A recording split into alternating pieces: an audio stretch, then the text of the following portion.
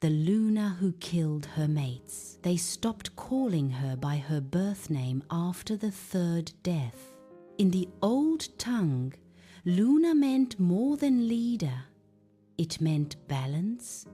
It meant mother, judge, protector.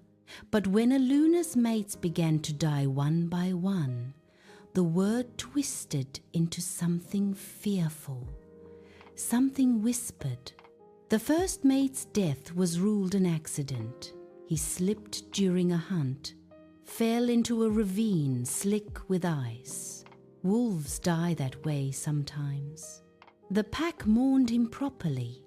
They wrapped his body in pine branches and sang the farewell howl beneath a white moon. The second mate burned. A fire meant to warm the den leapt too fast, too wild. Flames swallowed fur and bone before anyone could pull him free. This time, the pack murmured, fires do not behave like that without reason. The third mate never made it home. They found what was left of him scattered near the river. No signs of enemy packs, no claw marks that didn't belong, only hers. That was when the elders called her cursed. She stood before the circle with blood still dried beneath her nails, her silver eyes hollow but unflinching. She did not beg. She did not deny it either. A Luna does not lie to her pack, but neither did she explain, because the truth was worse than guilt. Each mate had tried to claim her, not as a partner, not as an equal, as something to be owned, controlled, bent. The first demanded obedience, the second demanded silence, the third demanded fear.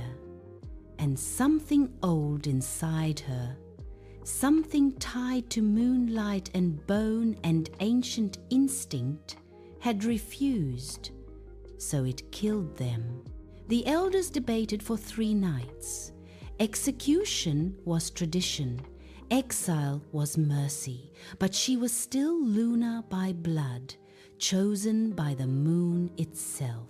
Killing her risked the pack's favor with the old spirits. Letting her live risked more death. At dawn of the 4th day, the elders spoke. One last chance, he said. One final mate, chosen not by us, but by fate. If this mate died, she would be stripped of title and life alike. She accepted without hesitation. They brought the last mate from far beyond the mountains, from a pack known for their peace and restraint. He was older, scarred, quiet. His eyes did not linger on her body or her crown. When told of her past, he only nodded. I will not try to tame you, he said. I will walk beside you, or I will walk away. For the first time in years, her claws did not ache with restraint. They shared a den, but not a bed. He spoke when spoken to. He listened more than he talked. He never tested her boundaries, never challenged her authority in subtle ways the others had. Days passed, then weeks. The pack waited. So did the moon. One night, hunters returned wounded. An enemy pack had crossed into their land. Old rivals, brutal ones. The Luna prepared for war, armor strapped tight, jaw set with purpose. Her mate stopped her at the den entrance. Let me fight with you, he said. Not for you, with you. She studied him, searching, measuring. She nodded. The battle was vicious. Blood soaked into snow. Howls split the night. At one point, she was surrounded, enemies closing in fast.